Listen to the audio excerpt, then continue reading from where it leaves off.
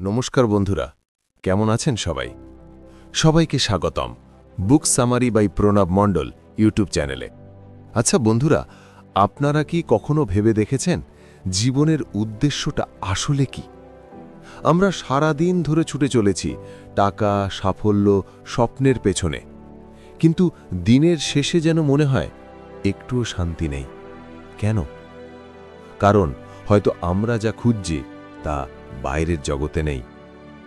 আজ আমি আপনাদেরকে এমন এক বইয়ের গল্প শোনাব যা হাজারো মানুষের জীবন বদলে দিয়েছে, এবং হয়তো আজকে এই ভিডিওটি দেখার পর আপনার জীবনও বদলে যেতে পারে। তাই ভিডিওর একটি পয়েন্টও মিস করবেন না, ভিডিওটি শেষ পর্যন্ত দেখুন। বইটির নাম অটোবায়োগ্রাফি অফ এ যোগী, লেখক পরমহংস যোগানন্দ। তিনি ছিলেন একজন সাধক, একজন দার্শনিক আর একজন সত্যের সন্ধানী মানুষ। এটি শুধু একটি আত্মজীবনী নয়, এটি হল আত্মার জাগরণের এক পবিত্র পথ চলা। চলুন সেই যাত্রা শুরু করা যাক। পর্ব ১, শৈশব থেকে শুরু, এক ভিন্ন পথের সন্ধান। আমরা শুরু করব শ্রী যোগানন্দের শৈশব থেকে। কিভাবে একজন সাধারণ ছেলে অসাধারণ এক আধ্যাত্মিক ব্যক্তিত্বে পরিণত হলেন। চলুন জেনে নেওয়া যাক তার জীবনের প্রথম অধ্যায়, জন্ম ও ভিন্নতা। যোগানন্দ জন্মেছিলেন 1893 সালে ভারতের গোরাখপুরে। ছোটবেলা থেকেই তিনি ছিলেন আর 10 জনের থেকে আলাদা। যখন অন্য শিশুরা খেলাধুলায় মেতে থাকত, তখন তিনি তাকিয়ে থাকতেন আকাশের দিকে, যেন কারোর খোঁজে।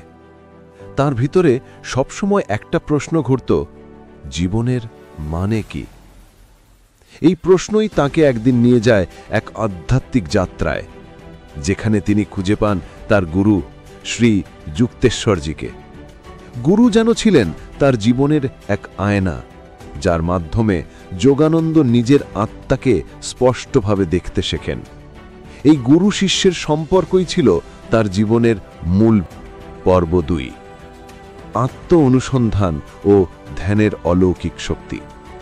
গুরুকে খুঁজে পাওয়ার পর শুরু হয় তার কঠোর আত্ম অনুসন্ধানের দিন। আসল শান্তি কোথায় লুকিয়ে আছে তা তিনি কিভাবে শিখলেন, আর ধ্যানের এমন কোন গোপন পদ্ধতি তিনি পেলেন যা কিনা জীবন বদলে দেয়। আমরা এখন সেই জ্ঞান ও অলৌকিকতার কথা জানব। ভিতরের শান্তি। গুরুর আশ্রমে যোগানন্দ শিখলেন, সত্যিকারের শান্তি বাইরের কোনো বস্তুতে নয়, তা আছে নিজের ভিতরেই। আমাদের মনই আমাদের সবচেয়ে বড় শত্রু, আবার মনই হল আমাদের মুক্তির পথ। ক্রিয়াযোগের দীক্ষা। তিনি শিখলেন ক্রিয়াযোগ, যা মনকে শান্ত করে, আত্মাকে জাগায়, ঈশ্বরকে অনুভব করতে সাহায্য করে।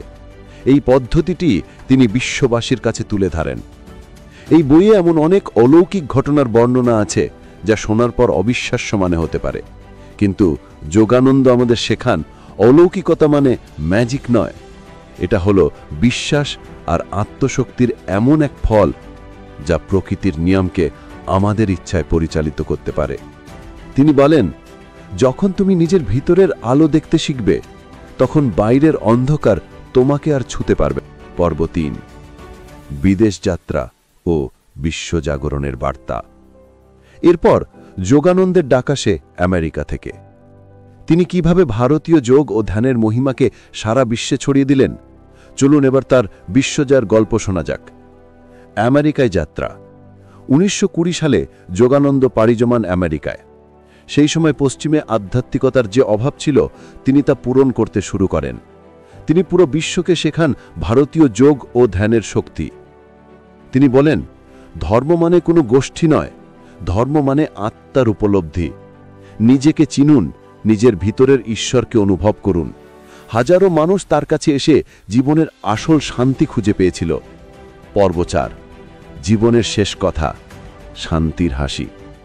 একজন প্রকৃত যোগী কিভাবে এই পৃথিবী ছেড়ে যান, মৃত্যুর সময়ও তার মুখে কেন ছিল সেই শান্তির হাসি। আমরা জানব তার জীবনের শেষ মুহূর্তের কথা। শান্তির বার্তা। জীবনের শেষ দিন পর্যন্ত তিনি মানুষের মধ্যে ভালোবাসা, শান্তি আর জ্ঞানের বার্তা দিয়ে গেছেন। তিনি দেখিয়েছেন জাগতিক সাফল্য ক্ষণস্থায়ী হলেও আত্মার উপলব্ধি চিরন্তন। নিঃশব্দে লীন হওয়া। 1952 সালে এক অনুষ্ঠানের সময় তিনি যখন তার ভারত প্রেমের ওপর একটি কবিতা পাঠ করছিলেন, ঠিক সেই মুহূর্তে হাসি মুখে পৃথিবী ছেড়ে যান, যেন নিঃশব্দ ধ্যানে লীন হলেন। তার মুখে তখনও ছিল শান্তির হাসি, যেন বলছে, আমি মুক্ত হয়েছি। একজন যোগীর কাছে মৃত্যু আসলে আরেকটি নতুন যাত্রা ছাড়া আর কিছুই নয়।